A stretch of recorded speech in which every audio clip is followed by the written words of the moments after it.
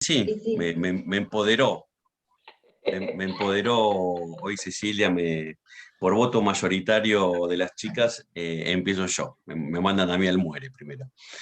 Bueno, yo de los temas que propusieron, voy a tomar, digamos, algunas que tienen que ver no tanto con el procedimiento de procesal penal, entonces tal vez eso se lo dejo a mis compañeras, sino más bien con un poco, digamos, al ser militante de derechos humanos y haber acompañado todo un proceso de reformas para proteger a las mujeres y los géneros y grupos vulnerables de ciertas enseguecimiento que había por parte de las agencias públicas y principalmente las penales, es que mi parte o, digamos, la alícuota parte que me toca de esta conversación con ustedes, me gustaría llevarlo por el lado de que pensemos nosotros qué pretendemos del derecho penal, digamos, como una de las primeras cuestiones para pensar.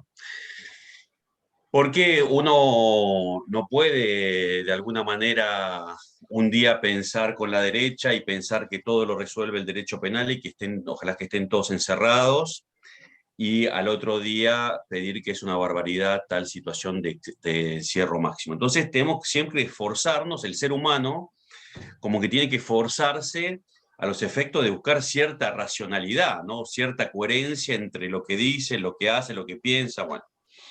Entonces, digamos, todos los derechos de género, todas las últimas reformas introducidas en términos de protección de derechos penales han ido por reconocer derechos por un lado, pero por otro lado en posicionarlos en las máximas respuestas punitivas, que eran justamente las lagunas que se venían cometiendo, especialmente en los derechos contra la vida, ¿sí? De las mujeres. Mujeres, parejas, exparejas, hijos. Entonces, en realidad, me gustaría pensar con ustedes, digamos, qué es lo que pretendemos nosotros del derecho penal y qué es lo que pretendemos nosotros para proteger los derechos de las mujeres y proteger los derechos de los sectores más vulnerables. Entonces, si la respuesta que nosotros pretendemos es, nosotros queremos encerrar a todo, esta discusión la tenemos constantemente con amigas feministas, donde, digamos, justamente debatimos estas cuestiones, digamos, ¿no? Donde muchas de ellas me dicen, sí, sí, los quiero a todos encerrados. Entonces, bueno, está bien, pero ¿qué hay después de eso? Digamos, ¿qué hay después de esa situación? Digamos, ¿se solucionaron los conflictos que llevaron a ese estadio? ¿Se pudo, digamos, realmente restaurar esos derechos? Y no sé si es así. Entonces, yo creo que el derecho penal, como ustedes han estudiado, como nosotros hemos estudiado y enseñamos, es el último eslabón de una serie de una cadena, digamos, en donde tenemos políticas públicas, otros juzgados, principalmente de familia o juzgados de paz. Y después, en el último vagón de esa política, entramos nosotros como operadoras de la agencia penal, en este caso defensora, fiscal y juez de garantías, que en esa primera parte del procedimiento. Y yo ciertamente, digamos, es indiscutible que cuando hay un femicidio, cuando hay un homicidio, cuando hay un ataque hacia la expareja, cualquiera de estos hechos que configuran delitos, o por supuesto que tiene que intervenir un fiscal, un defensor, un juez de garantía, y obviamente analizar esa situación en particular, y realmente, más en esos casos gravísimos, muchas veces no hay otra respuesta que no sea la privación de la libertad, ¿sí? Pero no todo es lo mismo. Entonces, yo creo que la primera reflexión que tenemos que hacer es si nosotros pensamos como única respuesta a la cárcel, y les recomiendo que si ustedes piensan que sí, bueno, lean un poco de lo que es la cárcel o tengan la posibilidad de conocer un poco lo que es la cárcel para justamente pensar dónde van personas iguales que nosotros y nosotras, justamente padecer medidas cautelares.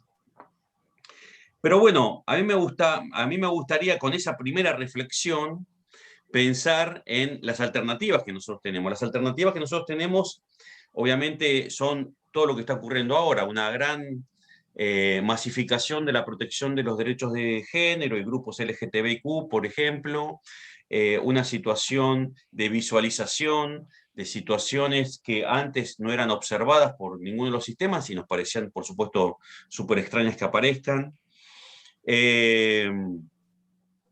De juzgados de familia que empiezan a actuar como programas pilotos para llevar exclusivamente casos de violencia, y una agencia penal que a veces responde más con el televisor, el diario y la radio que con la racionalidad. Parece que cualquier delito, pero en contexto de violencia, merece la privación de la libertad.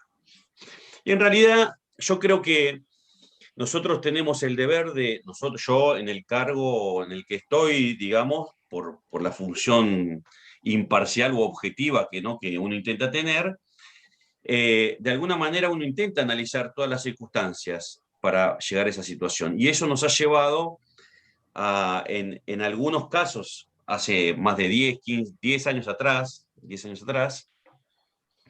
en justamente interpretar que si una expareja va a buscar a su expareja y la golpea y comete delito de lesiones y no es detenible y sigue en libertad y no pasa nada.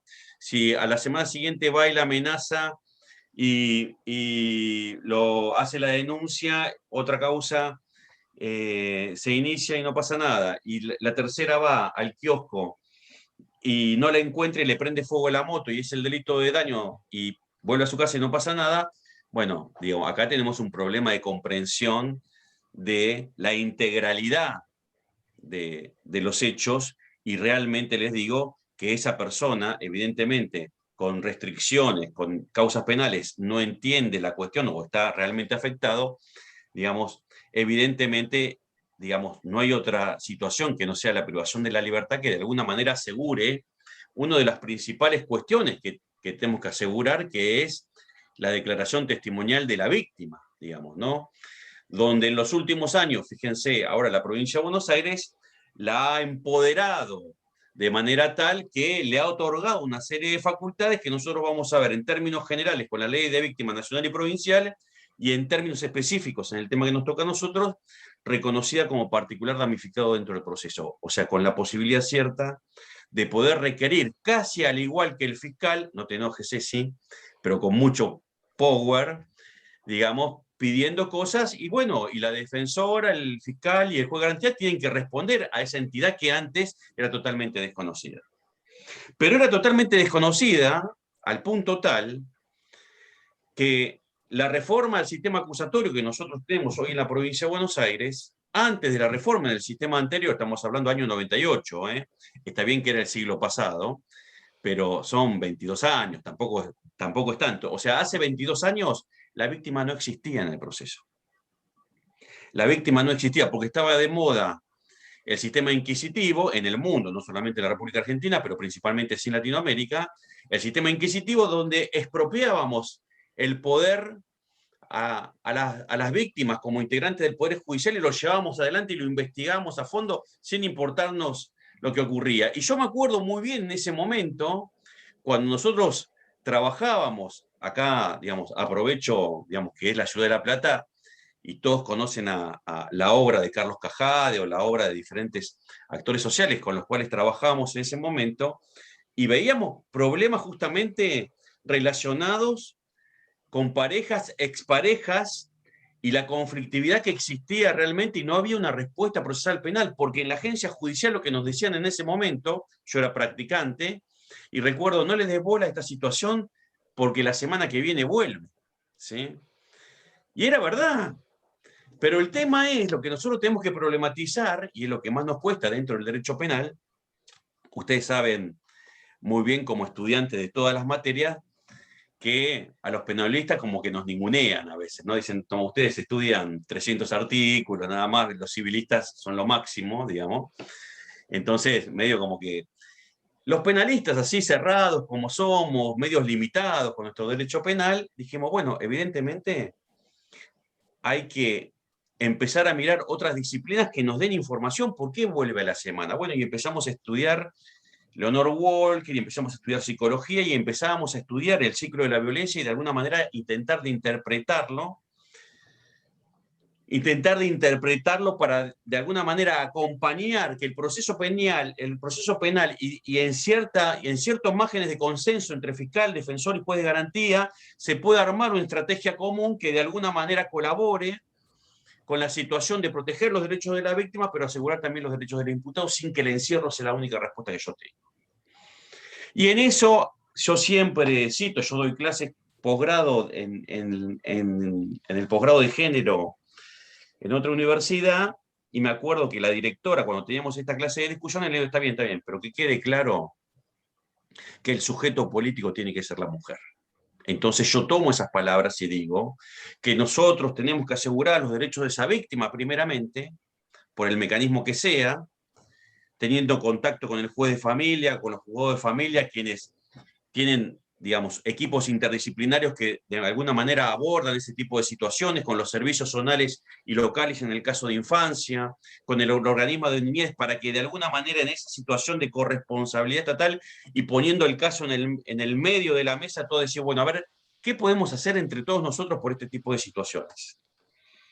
¿Cómo podemos coordinarnos? Porque ha pasado que el juez de familia ha dicho blanco y que el juez de garantía haya dicho negro.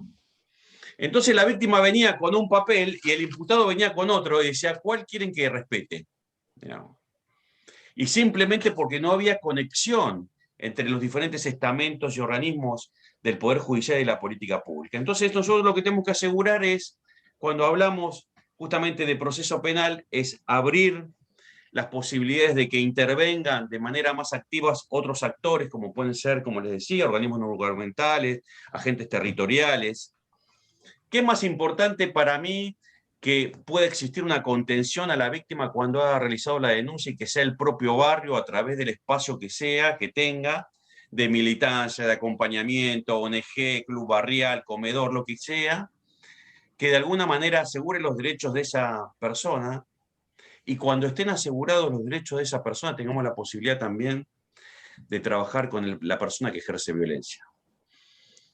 Porque es cierto que nosotros no vamos a poder trabajar con el femicida, no vamos a poder trabajar con el abusador sexual. Es muy difícil ese tipo de situaciones, pero existen el 90% de las causas que no se tratan de esos delitos. Se tratan de lesiones, de amenazas. Y en más del 70% en las causas de homicidio y de femicidio, existían causas anteriores que eran lesiones, amenazas, desobediencias, que no fueron atendidas correctamente. Entonces, ¿qué mejor que prestemos atención en esas causas sin abandonar el derecho penal de acto, ¿sí? Y de alguna manera podamos prever, mira que estas son causas, existen un ciclo especial, tiene una filosofía especial, tiene una manera de pensamiento especial que nos obliga a esforzarnos para entender todo lo que está pasando acá. Nosotros no podemos tratar esta clase de delito como si fuera un delito de robo simple, el robo a un banco o si un robo de un automotor en una calle. Es un delito que tiene una temperatura propia, que tiene un ADN muy característico en sí, que hay que analizarlo y problematizarlo. Entonces, ¿con esto qué nos quiere decir? Que no tenemos un protocolo de actuación que de manera certera nos dé las respuestas necesarias. Cada uno de esos casos y cada una de las pruebas que se vayan vinculando al proceso, de alguna manera nos va a dar como mayor cercanía a lo que ocurre.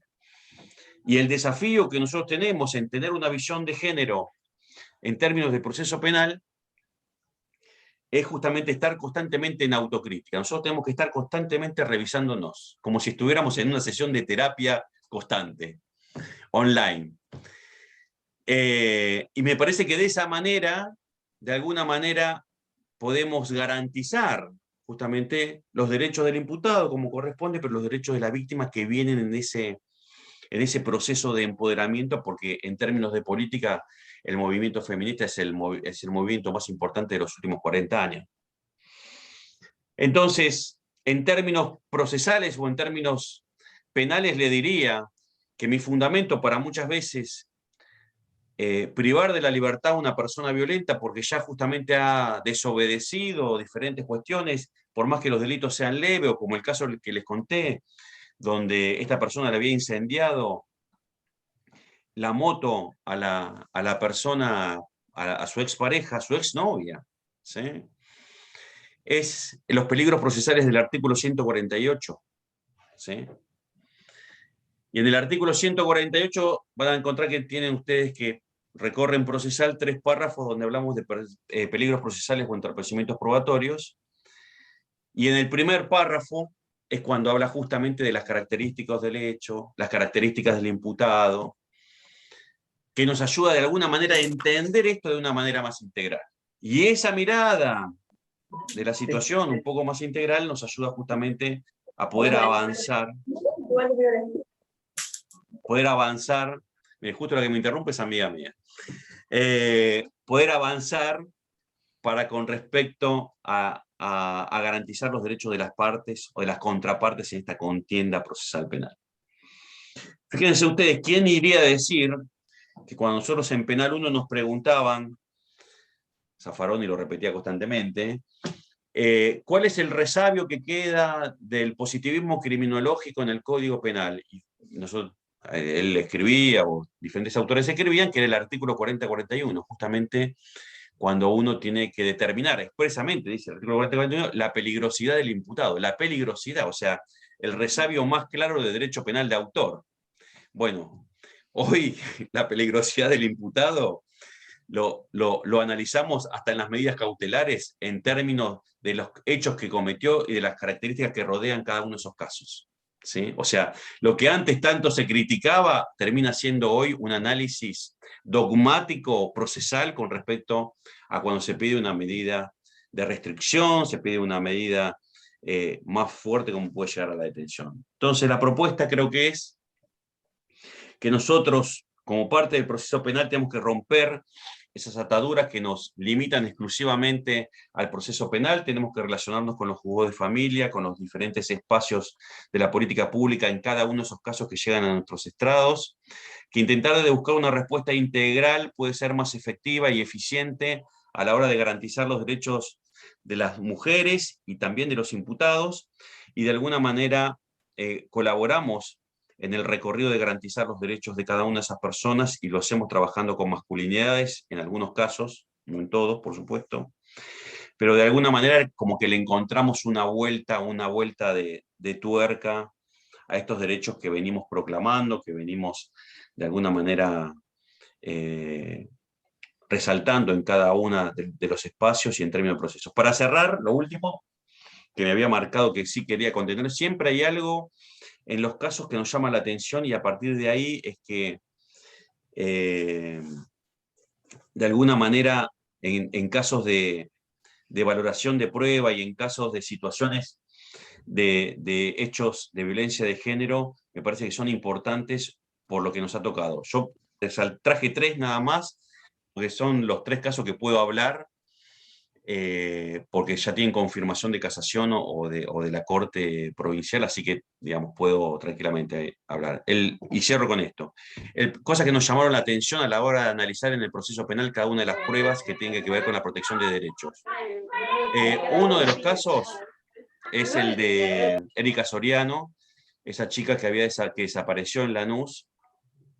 La Cámara Penal 2 veces me dijo que sin cuerpo no había homicidio, porque todavía no se había comprobado que la persona había muerto. Y al fiscal, al particular damnificado, y a mí lo que más nos llamaba la atención es, bueno, cómo analizamos cada una de las pruebas con un posicionamiento en género, o sea, con un posicionamiento en donde las exparejas habían vivido infiernos con esa persona, donde la persona, el informe psicológico decía que era muy controladora, que era excesivamente celosa y una serie de cuestiones. Todo eso, de alguna manera, lo que hace es dar el margen donde uno tiene que analizar los hechos, o sea, la desaparición de esa persona. Bueno, esa persona terminó siendo condenada a 24 o 25 años de prisión justamente por ese hecho, por más que no hubo cuerpo.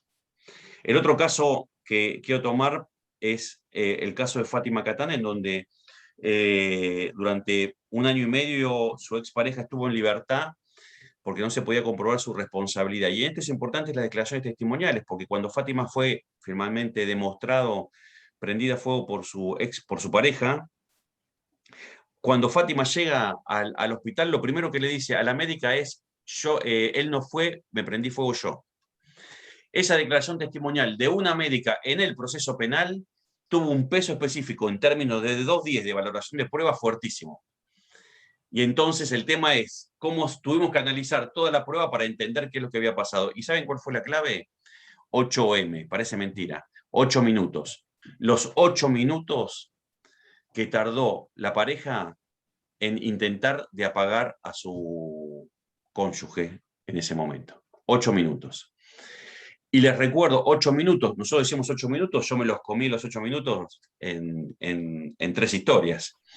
Pero en realidad, 8 minutos con una persona prendida a fuego, tuvimos que recrear la situación para realmente ver la atrocidad que significaba ese tipo de valoración.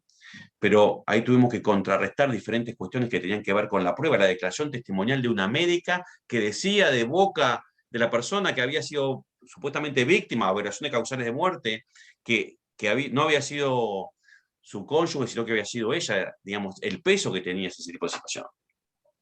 Y la tercera cuestión y última, y ya las dejo a mis compañeras, es la situación que estamos dándole como mucha entidad y mucha militancia ahora, que tiene que ver justamente con esto, que tiene que ver con la sensación de desazón y de realmente, voy a ser recatado, no voy a decir lo que pienso, que nos da cuando tenemos que prescribir delitos contra la integridad sexual por el simple transcurso del tiempo, ¿no?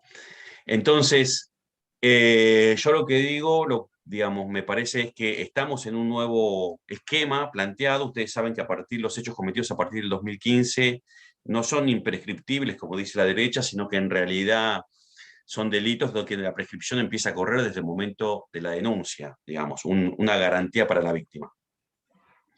Los hechos anteriores al 2015 pueden tener el beneficio de la ley Piazza del 2011 al 2015, pero anteriormente digamos, tienen el mismo mecanismo de contabilizar el transcurso del tiempo que un robo de un automotor o que un homicidio, digamos, ¿no? Donde el abuso sexual, no el situación como lo llaman accidental, sino el intrafamiliar, que muchas veces es cometido durante años, termina prescripto y no se puede investigar justamente hechos cometidos por padres, abuelos, tutores, guardadores, ¿no? Bueno, estamos en esa nueva corriente justamente para garantizar los derechos de las mujeres y porque pensamos realmente que todo el plexo constitucional que se encuentra dentro del artículo 75, inciso 22, y que de alguna manera nos influye a nosotros, de alguna manera los derechos de género y de niñez hacen que de mínima esas personas puedan tener un juicio para establecer si los hechos ocurrieron o no ocurrieron. Y simplemente determinar que se investiguen los hechos, que haya acusación, y si hay pruebas que se lo condene, por más que no pueda ir detenido porque está prescripto, y se pueda garantizar los derechos de la defensa, los derechos del imputado y los derechos del Ministerio Público Fiscal y de las víctimas. Ese es el espacio, o esa es una mirada que de alguna manera creo que garantiza la justicia restaurativa y de alguna manera las garantías de todos los integrantes del proceso penal. Muchas gracias.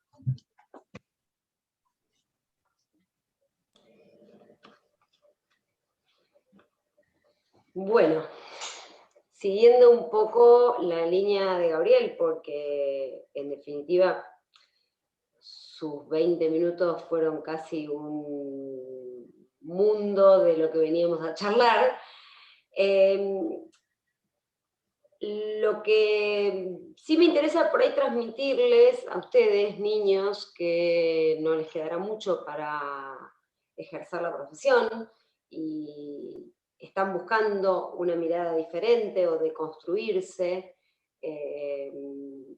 hablando de 20 años para esta parte, hablando de la Convención de Belén do Pará, que hoy para ustedes es algo absolutamente normal, y que para nosotros que somos un poquitito más grandes, nos costó leer, nos costó hacer carne, y nos costó poder transmitirlo, tanto desde la docencia como desde la función que cumplimos cada uno de los tres que estamos acá para charlar con ustedes. Yo como fiscal lo que puedo incorporar a lo que nos decía Gabriel es que la Procuración General tiene políticas criminales respecto de estas miradas, respecto de la víctima, a la que sí claramente hace 20 años nadie la escuchaba. En las cuestiones de género es imprescindible tomar contacto con la víctima en forma inmediata a la asunción del hecho, pero no a una tentativa de femicidio, no esperar a una tentativa de femicidio, porque si es el femicidio ya con la víctima no vamos a poder contar, pero no esperar a un hecho grave, porque la espera al hecho grave hace transitar a esa víctima por un calvario, en donde la desoyen, en donde quizás la maltratan, en donde quizás cuenta 1, 2, 20 veces lo mismo, viéndolo desde el punto de vista de la víctima. Hoy, por suerte, esa víctima, obviamente falta mucho camino por recorrer, pero hoy, por suerte, esa víctima tiene organismos, tanto gubernamentales como no gubernamentales, pero básicamente gubernamentales, que tienen obligación de escucharla, que tienen obligación de asistirla. En el año 2012, por ejemplo, la Suprema Corte de Justicia de la Provincia de Buenos Aires extendió la aplicación de la Ley de Violencia Familiar a los juzgados de paz. ¿Y esto por qué? Porque lo que quiere el Poder Judicial es que la víctima tenga el sistema lo más cerca posible, porque es muy probable que a mayor daño o a mayor posibilidades de ser víctima, sea mayor la distancia que al sistema tiene esa víctima para llegar. Entonces, hoy tenemos organismos como los juzgados de paz en los distritos que no son cabecera de departamentos, si estamos hablando de La Plata, Berisso, Ensenada tiene juzgados de paz, que cumplen la función que acá cumplen los juzgados de familia, juzgados que claramente están abarrotados de trabajo, que claramente tienen que seleccionar en pos de dar una respuesta eficaz, seleccionar los casos a los que más importancia se les va a dar, porque el cúmulo de trabajo es muchísimo. Pero bueno, ya en el 2012 la Corte de la provincia dijo: los jueces de paz que están cerca territorialmente de esas víctimas tienen que tomar cartas en el asunto.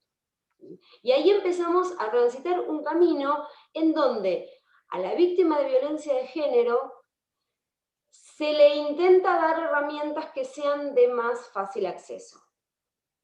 Desde la función que cumplo yo, como mis colegas fiscales, nosotros tenemos instrucciones precisas de la Procuración General, desde el año 2014 por lo menos, donde nos obligan a juntar todas las pequeñas denuncias de las que hablaba Gabriel, las amenazas, las lesiones leves, el golpe, el empujón, el maltrato verbal, porque eso, por más que no constituya un delito previsto en el Código Penal, llegan a conocimiento nuestro. Existe la obligación de unificar esas investigaciones. ¿Para qué? Para que primero, como primera medida, para evitar el femicidio. Pero además, para que esa víctima y ese fiscal que va a intervenir en esas investigaciones, donde la víctima es víctima de lesiones, es víctima de amenazas, es víctima de daño, pueda tener una visión integral. Es fundamental darle intervención a los organismos tanto de niñez, porque siempre esos niños también transitan un camino de violencia. Es indispensable darle intervención en forma inmediata a los servicios locales o zonales, de acuerdo a donde estemos. Hoy tenemos el Ministerio de la Mujer, que si bien recién se está iniciando, porque está recién creado, tiene un grupo de trabajadores y trabajadoras con muchísimo hambre de trabajo conjunto, de trabajo organizado, de trabajo interdisciplinario. Funcionan muy bien las alertas en ese grupo de trabajo del Ministerio de la Mujer. Entonces, en el Poder Judicial, desde el derecho penal, nosotros, además de buscar la verdad y además de, en el caso de que corresponda, como fiscales, llegar a lograr una condena, tenemos una primera parte que a veces lamentablemente se desatiende, que es el acompañamiento. El trabajo interdisciplinario, la utilización de herramientas eficaces y eficientes y tempranas sobre todo, no solo para esa víctima de violencia de género, que pueda ser acompañada, que pueda ser asistida psicológicamente, sino para ese varón que si nosotros, como fiscales, lo único que buscamos es una detención y después es una prisión preventiva y después es una condena con una pena efectiva, lo único que hacemos es diferir el problema para cuando esa pena culmine, ese varón violento, condenado, va a seguir siendo violento. La masculinidad también hay que trabajarla de manera interdisciplinaria. Y en eso quizás estamos un poco más lejos. En eso quizás no estamos tan avanzados como si lo estamos en la protección de las mujeres víctimas o de los grupos minoritarios de género. Pero la mirada, y Natalia por ahí en esto va a poder ser más precisa, la mirada desde el varón condenado, obviamente que si al varón nosotros le decimos, señor, mire, yo le pedí una restricción al juez y el juez me la dio y usted no se puede acercar. No se puede acercar porque si se acerca va a cometer otro delito que es desobediencia. Y el señor se acerca, porque a veces la mujer lo llama, porque en el medio están los hijos, porque es cabezón y no entiende, porque cree que no pasa nada. Bueno, entonces ya eso suma un delito más que es la desobediencia, y ahí vamos y lo volvemos a tener aprendido 24 horas para volver a indagarlo y el delito tiene una pena menor y vuelve a estar en libertad. Hasta que la tercera vez que comete otro delito y bueno, ya le pedimos la detención porque no entiende. Pero ¿qué hicimos además de decirle, señor, mire, usted no se puede acercar? Entonces, ahí es donde yo veo una laguna desde el punto de vista de las políticas públicas que está perfecto que estén orientadas a la contención tanto de la mujer víctima como de los niños que habitan en ese hogar donde se desarrolla la violencia, pero que además tiene que rodear o tratar de contener a ese varón y hacerle entender, no solamente decirle, señor, no se puede acercar. Señor, no es la manera de comunicarse la violencia, hay otras formas. Introducirlos en grupos de autoayuda existen, no en La Plata, pero en algún lugar de la provincia de Buenos Aires, en San Martín, por ejemplo, hay grupos de autoayuda para varones violentos, que lo que buscan es deconstruir.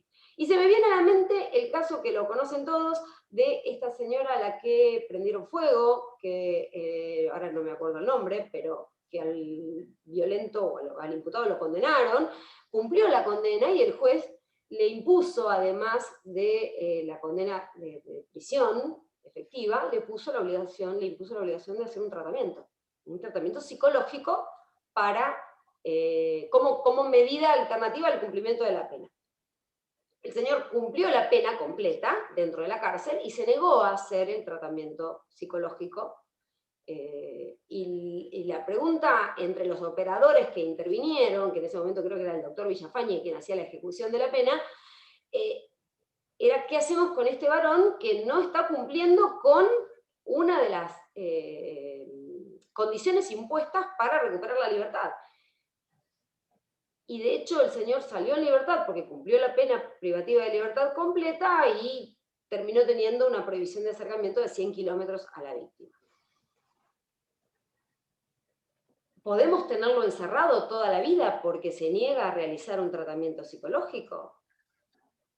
Y acá tendremos fundamentalistas del género que dirán que sí, y será un Robledo Puch, y estará toda su vida en la cárcel, y tendremos quienes debemos por ley garantizar el debido proceso, los derechos del imputado, las penas que no sean perpetuas, las penas temporales, que decir, no, señor juez, déjenlo en libertad porque el cumplimiento de la pena ya se venció. Frente a estas posiciones es donde, obviamente el sistema carcelario todos sabemos que no cumple la función que tiene que cumplir, no solo en los delitos de género, no lo cumple en ningún lado, en ningún delito. 40 minutos adentro de un pabellón de cualquier unidad carcelaria es suficiente para que nos demos cuenta que la cárcel no repara, la cárcel no educa, la cárcel no resocializa.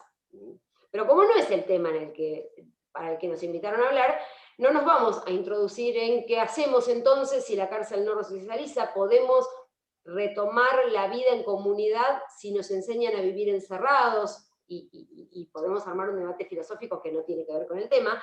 El punto es, ¿qué hacemos nosotros como operadores jurídicos del sistema, yo como fiscal, Gabriel como juez, Natalia como defensora, para evitar la reiteración de esos actos de violencia? Porque si bien el derecho penal o los operadores del derecho penal no hacen prevención, sí tenemos forma de derivación temprana e inmediata para que esos hechos de violencia, que quizás son aislados, que quizás son menores, que lo único que hacen quizás sea formar una carátula con 3, 4 declaraciones y decir, me dijo te voy a matar, y bueno, y me dijo te voy a matar, tenemos 1000 causas en donde les dijo te voy a matar, y uno tiene que seleccionar y no tiene el medidor de cuándo esa amenaza es grave o no es grave, cuándo darle importancia o no darle importancia. Entonces, sí es importante un enfoque multidisciplinario, sí es importante no creernos que nosotros como operadores del derecho penal somos los solucionadores de los conflictos, porque el derecho penal no soluciona conflictos. Y sí tenemos, y acá hacemos una mea culpa, la necesidad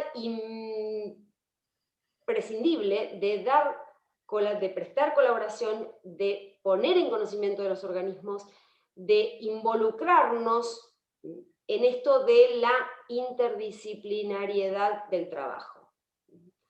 Los abogados no somos psicólogos, los abogados no somos psiquiatras, los abogados no somos peritos, los abogados lo único que hacemos es establecer, o por lo menos lo que nos enseñan en la facultad, lo que nos enseñaron en mi época, en la de ellos pues son más grandes, pero en mi época, nos enseñan a leer un expediente y decir si hay delito y qué delito es. Y ahí nos quedamos. Si ahí nos quedamos, estamos desoyendo formas de trabajo, protocolos de actuación, protocolos que están reglamentados. Yo los invito a leer el protocolo 31 del 18 del Poder Judicial, de la Procuración General de la Nación, que la Procuración también hizo propio, de cómo tener herramientas eficaces para investigar delitos de género.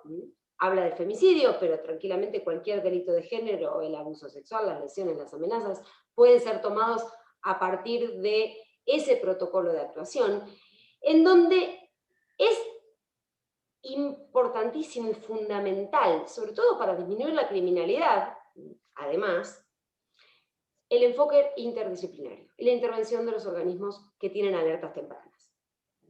Juzgado de paz, juzgado de familia, Ministerio de la Mujer, servicio local, servicio zonal. Y en el caso de los fiscales, el contacto con las víctimas. Ahí sí hacemos un termómetro. Ahí hacemos un termómetro en cuanto a cuál es la situación, cuál fue la situación actual, anterior, cuál es la actual y cuál podemos nosotros suponer que va a ser la futura. Y en base a ese termómetro es donde tenemos medidas alternativas a la prisión, que desde una prohibición de acercamiento, desde una exclusión del hogar, pero esa prohibición de acercamiento y esa exclusión del hogar debe ir acompañada con una asistencia, tanto de la mujer como víctima, como del varón, para deconstruir esa violencia y no seguirla ejerciendo. Si nosotros escuchamos a cualquier profesional que estudia el tema interdisciplinario de la violencia de género, nos va a decir que esa prohibición de acercamiento va a generar que se busque otra víctima o otra pareja y vuelva a ejercer violencia en otra pareja. Entonces, ¿de qué nos sirve proteger a una si dejamos al resto de las mujeres en situaciones de vulnerabilidad? Porque el violento va a seguir siendo violento en tanto y en cuanto profesionales no le expliquen y no le hagan hacer propio que esa violencia no es la manera de comunicarse. Yo los invito a leer el modelo de protocolo latinoamericano de investigación de las muertes violentas de mujeres en razones de género, que es lo que después da lugar a este protocolo 31 del 18 para la investigación de los femicidios, que si bien nace de la Procuración General de la Nación, tiene vigencia en la Procuración de la Provincia de Buenos Aires a través de la resolución 476 del 18. Los invito también a leer la resolución 346 del 14 de la Procuración General de la provincia, esto lo dicta la doctora Falvo, que fue la procuradora anterior a la actual, donde nos obliga a esta unificación de investigaciones y que no haya una amenaza en la UFI 1, una lesión en la UFI 2, un daño en la UFI 3, y en definitiva de todo eso se encargue la UFI 10 cuando investigue el femicidio, porque esa no es la idea, y desde ya la ley de víctimas provincial, la nueva ley de víctimas, pone en un nivel de superioridad, ya no solo a la mujer como víctima, sino a todas las víctimas, pero sí tiene un lugar preponderante en el marco regulatorio de esta ley 15.232 que nació este año, respecto de la necesidad que tiene esa víctima y que los organismos públicos debemos cumplir, de conocer sus derechos, pero no solo conocer sus derechos porque le doy un papel donde va a leer un montón de artículos que quizás no los entienda, sino saber a dónde, a qué teléfono, a qué correo electrónico o a qué lugar esa víctima se puede trasladar más cercano a su domicilio para poder ser escuchada, para poder ser cuidada, para poder tener un soporte emocional, que muchas veces las víctimas de violencia de género no lo tienen, y que además de no tener un soporte emocional, son soporte emocional de los niños o de los menores de edad que tienen. Entonces, esta nueva ley de víctimas no solo tiene que ser un texto escrito y frío, sino que nos tiene que obligar a nosotros, como operadores judiciales, a darle a conocer a esa víctima cuáles son sus derechos por explicárselos, no en un papel frío. Decirle, bueno, vos podés llamar al 144 y va a pasar esto. Vos podés llamar al 0800 tal y va a pasar esto. Vos podés ir a un servicio o a la subsecretaría de niñez y los niños van a tener determinada contención o determinado apoyo. Entonces, debemos no quedarnos en nuestro escritorio, en nuestro sillón cómodo y confortable, sino que debemos acercarnos nosotros como fiscales a las víctimas, tomar contactos con ellas, escucharlas.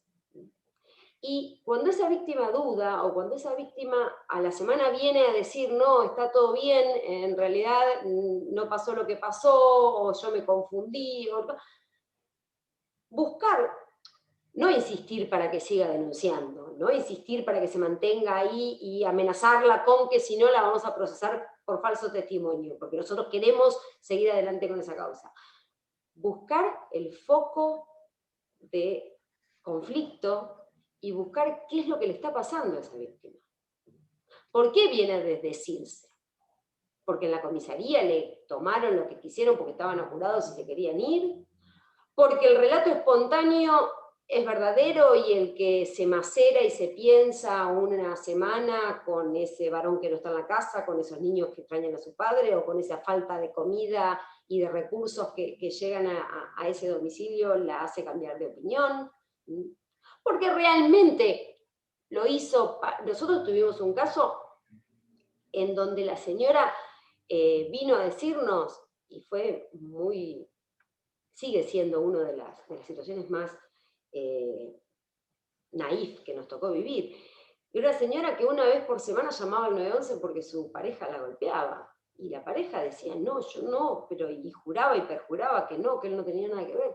Hasta que un día la citamos después de 18, 19 denuncias, y nos dijo que en realidad ella, no era que el marido la golpeaba, ella quería tomarse unos días, y como no tenía dónde ir, ella llamaba a la comisaría, entonces la comisaría se lo llevaba y ella pasaba la noche tranquila.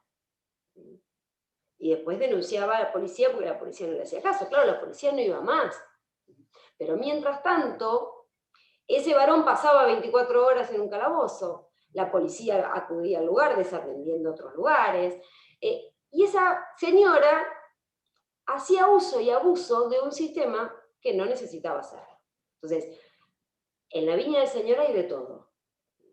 Lo importante es tener las herramientas, saber derivar, no quedarnos nosotros con el conflicto, porque el conflicto no es nuestro, el conflicto es de la víctima, y el Estado lo único que tiene que hacer es garantizar que ese conflicto termine, que termine de la mejor manera. Si tiene que terminar con una pena privativa de libertad, que la termine, pero que el servicio penitenciario y el juez de ejecución, mientras dure esa pena privativa de libertad, realice actividades que permitan que esa persona condenada salga del servicio penitenciario de otra manera.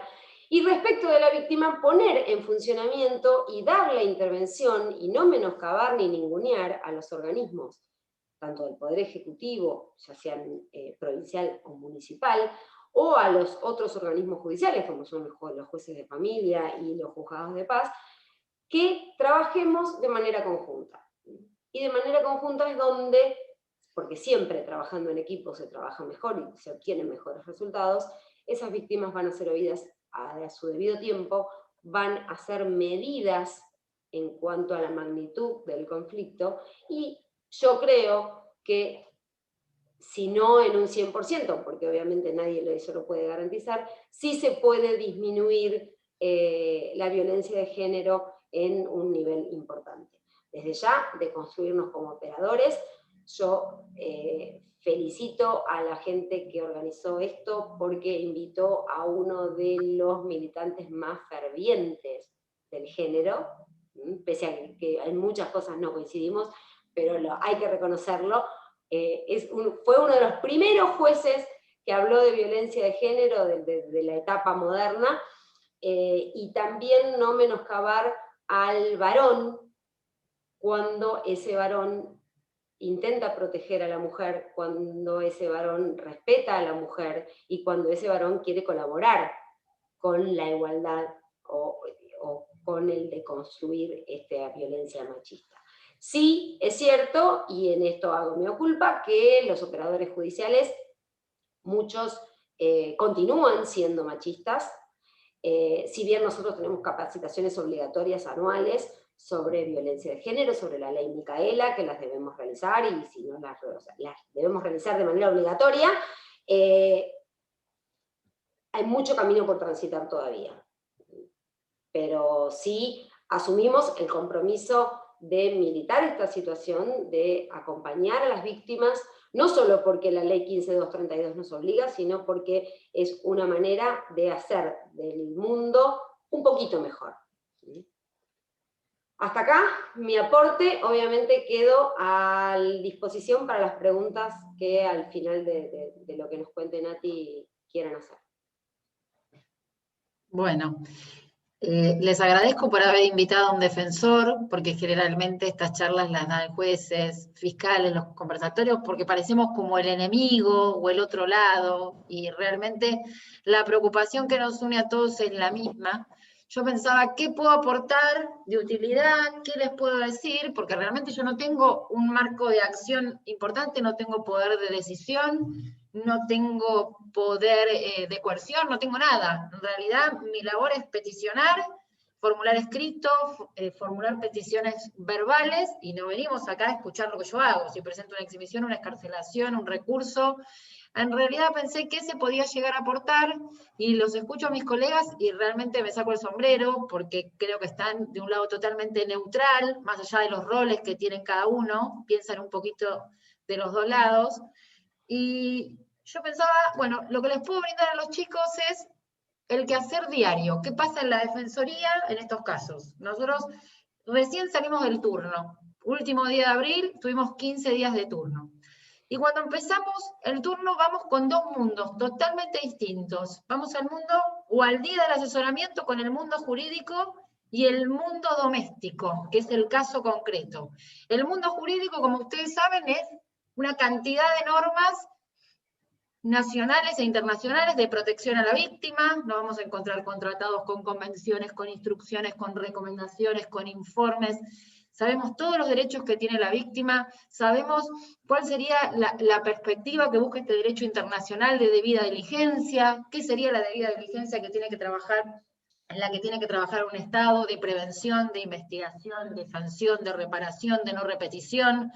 Pero por otro lado también tenemos ese día, en ese asesoramiento, en el mismo marco jurídico, la protección que merece el imputado. Principio de inocencia, debido proceso, razonabilidad, proporcionalidad, el principio general que establece el 144 del Código Procesal Penal, que es la libertad en el trámite del proceso, salvo que haya cuestiones como parámetros de fuga y de entorpecimiento que hagan que esta persona permanezca privada de la libertad. Pero tenemos todo ese bagaje que es gigante, el maletín que tenemos hoy jurídico es de primera categoría, tecnología de punta, entonces uno piensa, tenemos este marco jurídico, tiene que salir todo perfecto. Bueno, llegamos a ese asesoramiento y el mundo doméstico es otro, está totalmente separado, divorciado, es muy triste, mi mirada es muy desalentadora realmente. Tengo fe, tengo esperanza, pero lo que yo veo todos los días es bastante complicado y bastante difícil porque en realidad yo trabajo con el imputado, pero también tengo en la vereda de la víctima. Y Cecilia lo sabe porque es así. Es justamente lo que estuvo hablando ella. ¿Qué pasa? En el 60-70% de los casos, estoy hablando de mi defensoría, no estoy hablando de la defensa en el Departamento Judicial de La Plata, me hago cargo de lo que digo en mi defensoría, que es la Defensoría 12. No hablo obviamente en casos de femicidio, que sería el delito más aberrante y el último en este eslabón, que se lleva la vida de la víctima, ¿no? Pero sí podemos hablar de otros delitos que tenemos todos los turnos en este, y mucho peor es el tema del COVID, que generó este encierro, muchas más frustraciones, falta la comida, falta la calefacción porque no se puede pagar, no hay colegio para los chicos, no está el merendero funcionando, o sea, los problemas familiares comunes, los problemas intrafamiliares están desbordándose cada vez más. Entonces, llegamos a una situación en la que tenemos al imputado, nosotros vamos con una ficha, para que a ustedes les quede claro más o menos cómo es el asesoramiento. En todos los casos, pero vamos a trabajar con esto para que a ustedes les quede como ejemplo. Nosotros vamos con una fichita, es una ficha que tenemos para todas las causas, pero en las causas de violencia de género nosotros chequeamos previamente, antes de ir a asesorar a la persona, chequeamos en el sistema si hay denuncias. Antes de hablar con la fiscalía, nosotros ya sabemos quién es la persona que está prendida y chequeamos por DNI o por apellido qué denuncias hay. Pero también chequeamos si hay denuncias del imputado en relación a la víctima, porque muchas veces la situación de violencia es cruzada, ¿sí? Son relaciones que tienen problemas ya de base. Y entonces cuando llegamos, hay veces que no hay ningún tipo de denuncia, y otras veces que sí, que las denuncias ya están, entonces sabemos más o menos en qué contexto nosotros estamos trabajando. Y por un lado tenemos en el asesoramiento al imputado por delitos como hablamos, como ya lo dijo Gabriel y lo dijo Cecilia, que son delitos leves, como puede ser una amenaza, acá tengo anotadas las penas, pero no me las voy a acordar, 6 meses a 2 años, daño 15 días a 1 año, violación de domicilio 1 mes a 2 años, desobediencia 15 días a 1 año, o solitos o concurriendo en forma ideal o real, pero son delitos cuya escala penal, el máximo, no son muy altos.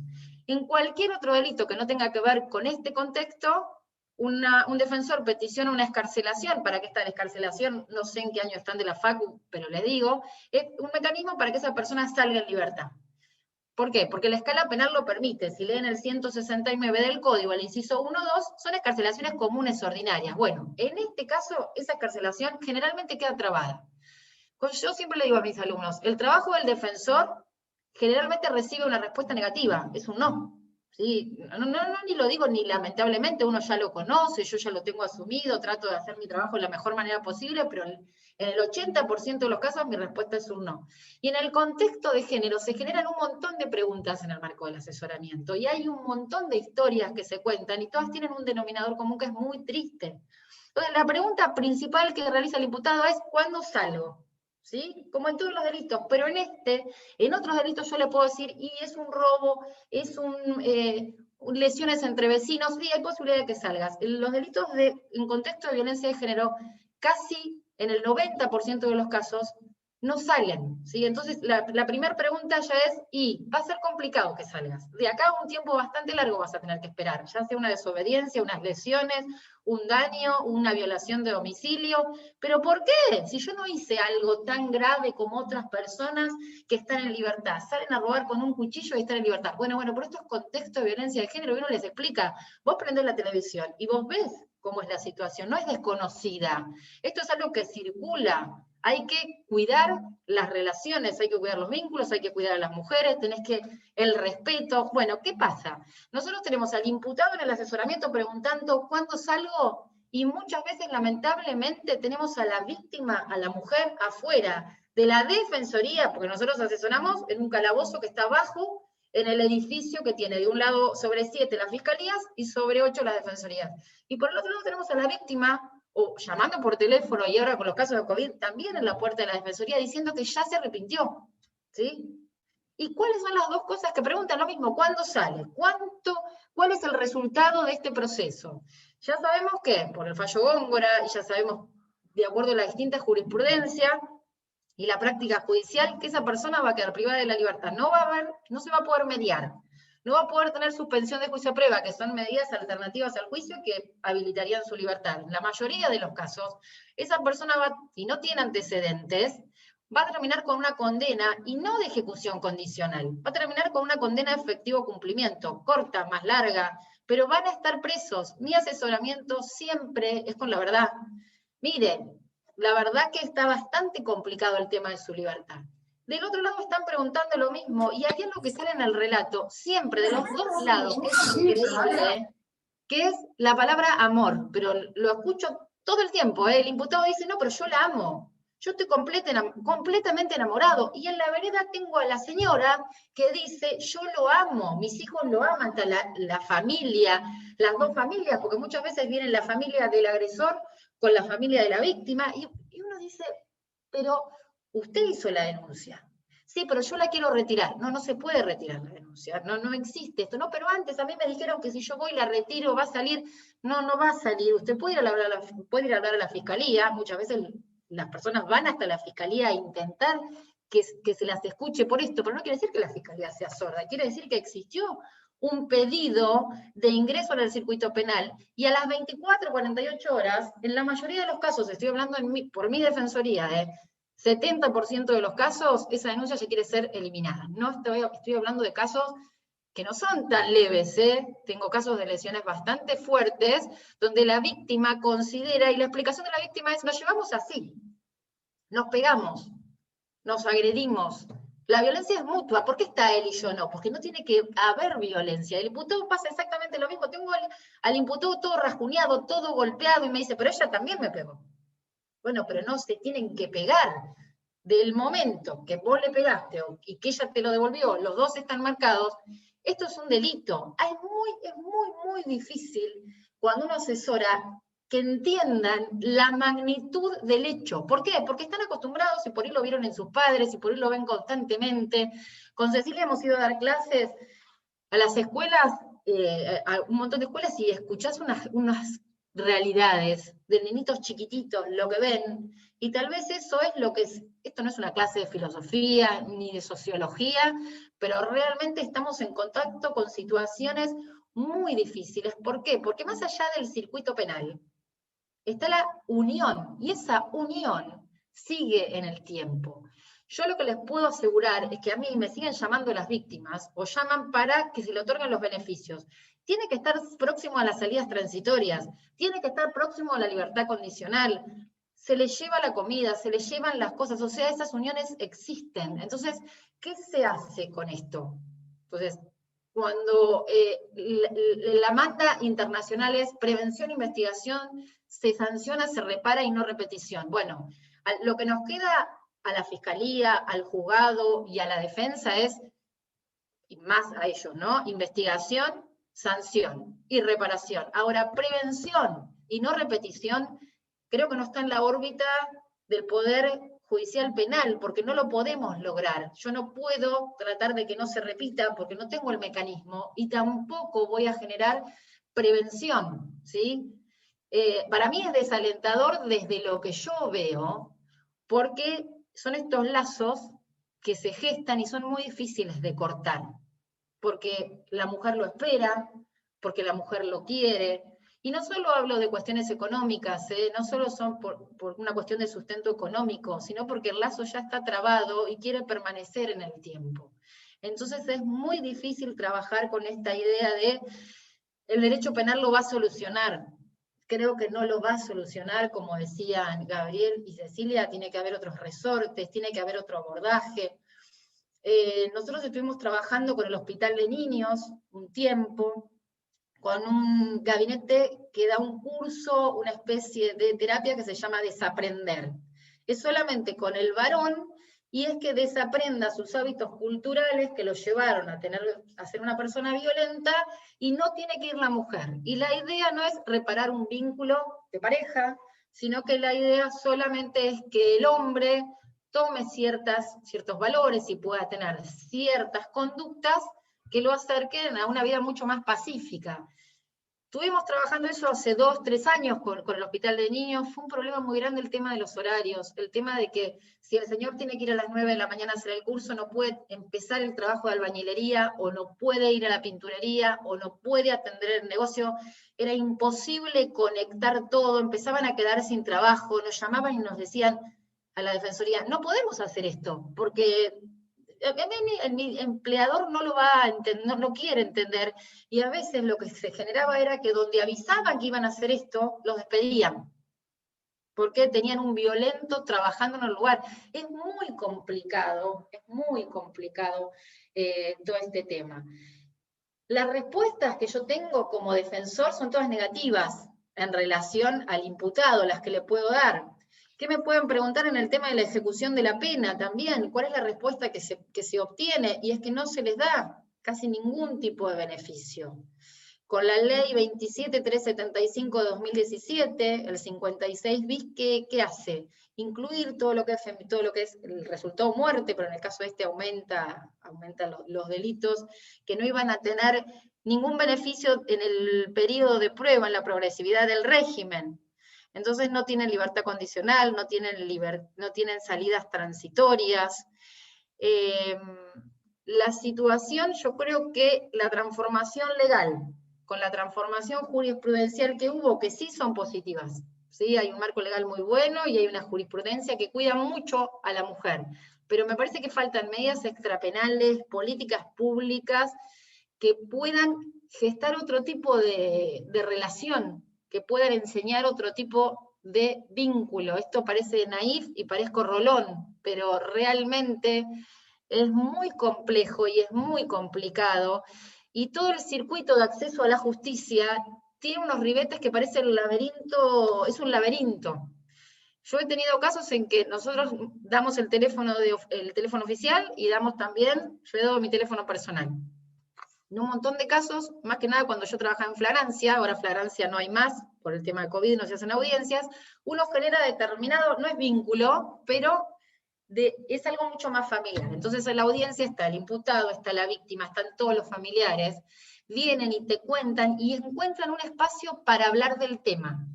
Y es un espacio para hablar del tema, de la preocupación que tienen, de cómo se llevan, de si se pegan, si se maltratan, qué quieren a los hijos, y generan ese vínculo y ese espacio, y se piensan que la defensoría, y no lo es lamentablemente, no sé qué toqué algo y me fui, ¿no? Uy. Apagaste el video. Bastante bien vengo, porque usted no sabe lo que son mis clases, toco todo, me voy, grito, reto a mis hijas, ¿no? Mis nenas me dicen, vamos a estar un poquito lejos, están escuchando pero están lejos. No me acuerdo qué estaba diciendo yo, que toqué todo. A ver qué iba. Estaba comentando sobre, bueno, en esto de la época de pandemia, que bueno, están todos víctimas, se juntan y... Bueno, en las audiencias de flagrancia, gracias. En las audiencias de flagrancia, ¿qué pasaba? Se generaba como esa cosa más cálida, y encontraban un espacio donde alguien los escuchaba. Entonces después llamaban al teléfono de la Defensoría, llamaban a mi teléfono y decían, nos estamos llevando mejor, hoy quiere salir y no quiero. Y esto parece una locura, y no lo estoy llevando al lado del chiste, pero para nada, sino que necesitan un espacio donde se los escuche, donde los problemas de pareja sean tratados, donde los problemas psicológicos o psiquiátricos que tiene una persona sean abordados. Desde la Defensoría hablamos con la familia del imputado, con la familia de la víctima, tratamos de, cuando pedimos una excarcelación, por ejemplo, ya haber sacado un turno con un CPA, porque atrás hay un problema de alcohol o de drogas muy importante. Hablamos con la familia a ver si le puede sacar un turno con un psiquiatra, con un psicólogo, pero no tenemos tampoco herramientas desde el Estado para decir, bueno, usted quédese tranquilo, nosotros lo vamos a mandar a este lugar y con esto usted va a andar bien, porque los protectorios de familia, muchas causas penales, vienen de protectorios de familia donde se les da una perimetral, y esa perimetral es desobedecida. Muchas veces dicen, no entendí, lo que significaba bien. También hay que tener en cuenta que a veces sí entendieron y hay una mentira, y otras veces no lo entendieron porque la explicación que les da el operador jurídico es no tienen ganas, o es muy al pasar. Ahora con el tema de la situación de pandemia, automáticamente todas las perimetrales y todas las medidas que se dieron en los protectorios automáticamente se prorrogaron. Generó una situación de desconcierto absoluto. Entonces el imputado no sabe si se prorrogó, qué significa, cómo se entiende, basta la casa de ella. Como decía Cecilia, el tema de los hijos, los pasan a buscar. Tratamos de buscar un familiar que pueda generar el contacto para que no se vean. Pero llega un punto, porque a mí me han llamado por teléfono y es, bueno, tratá de hacer esto, tratá de hacer lo otro, pero llega un punto que no es el rol del defensor. Por más que lo quiera hacer, no tengo las herramientas. No las tengo, no tengo tampoco, yo me manejo muchísimo y no es ojalá existiese en el tema de violencia de género un lugar como la Fundación Volver a Crear de Arturo Seguí del padre Ariel para drogas, porque yo directamente le tengo que hacer un monumento, donde tenés una persona enferma, donde tenés una persona que no tiene casa, donde tenés una persona que está en determinado grado de vulnerabilidad y está dentro del sistema penal, la toma. Ahora, para violencia de género yo no tengo nada para mandar que lo reciban, que lo acojan y que le hagan un seguimiento, pero un seguimiento importante. El trabajo de los fiscales es acompañar en el momento, buscarle la vuelta para dar una protección, pero la gente sigue viviendo y los problemas siguen viviendo y siguen viviendo unidos, más allá de que estén separados momentáneamente mientras dure la condena. Entonces lo que se genera es muy difícil de transitar. Mi mirada, perdonen, pero es desalentadora en este punto, que necesitamos muchas más cosas extrapenales para poder trabajar. Lo interdisciplinario es fantástico y que todos estemos comprometidos y que tengamos ganas de ayudar y que tengamos empatía con el otro.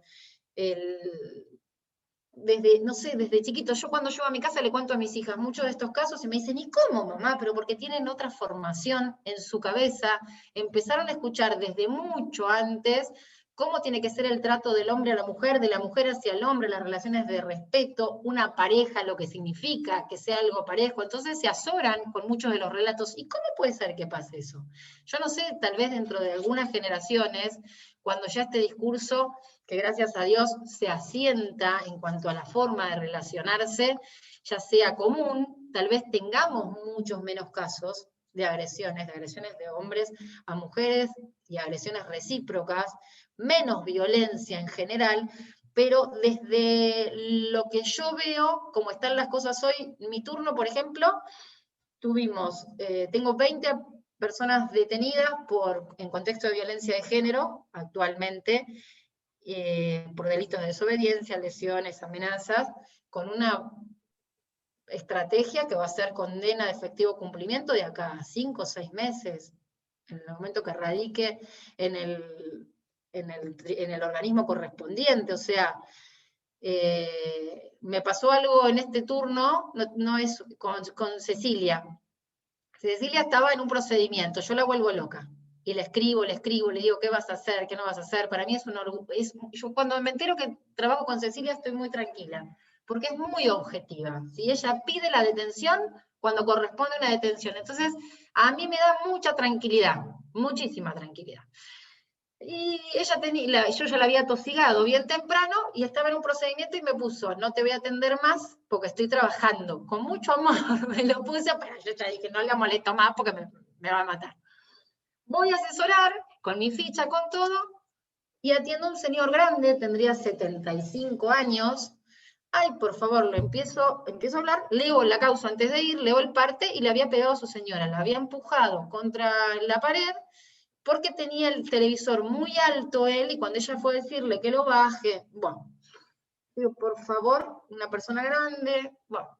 Empiezo a mirar la causa y veo que la hija decía que era una excelente persona, que el tema del aislamiento había complicado su estado mental, que querían que se haga un estudio neurológico, la señora decía exactamente lo mismo. ¿Y qué tenemos miedo nosotros los defensores?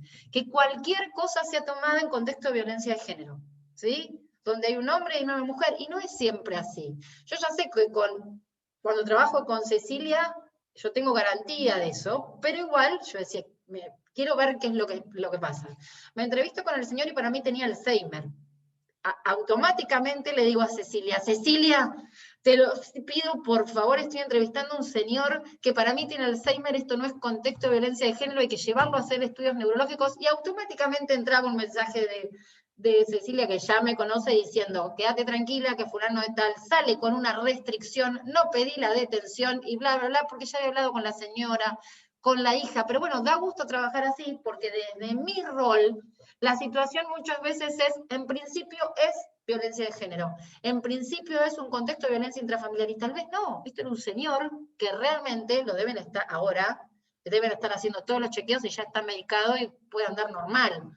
Pero me saco, es como que me saqué la grande cuando trabajo con ella, porque como lo dijo, no va a pedir conversiones, no va a pedir detenciones, la conversión de la aprehensión en detención porque sí. Y eso no es moneda corriente, porque como escuché a Gabriel que lo dijo, también hay presión de un montón de situaciones. Prendemos la tele y estamos presionados, parece que el principio general del 144 está totalmente invertido, no tiene que ser el principio de la libertad, y tal vez sí con determinadas sujeciones. Así que bueno, es bastante desalentador lo que les digo, pero me encantaría un trabajo interdisciplinario, me encantaría un montón de organismos y un montón de cosas para poder afrontar esto. Y creo que desde el jardín de infantes, ¿sí? El trabajo es desde que son así chiquititos, desde que somos chiquititos, sembrar la semillita de cómo nos tenemos que llevar. En general, y no creo que esto tenga que ver con clases sociales, porque yo tengo conflictos de distintos ámbitos. Pero bueno, para mí entonces la barrera del ámbito doméstico es bastante difícil, no se trata de otro delito donde lo jurídico es la propiedad. ¿Qué víctima de un robo va a generar un tipo de problema en este sentido? Ninguna, pues la víctima al ladrón no lo quiere ver nunca más y se acabó. Y en cambio en estos delitos tenemos una cantidad de víctimas obviamente que no lo quieren ver nunca más en su vida, pero otra cantidad de víctimas que sí lo quieren seguir viendo. Así que creo que esto tiene todos los ribetes, como dijo Gabriel, un ADN muy particular. Lo que quiera preguntar, a su disposición.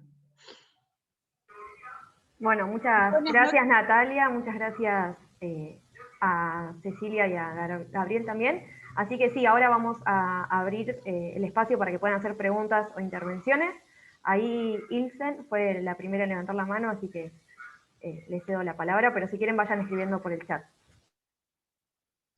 Hola, buenas noches. Ilsen Romero desde Ushuaia, no sé si se escucha bien, porque no anda bien mi internet acá.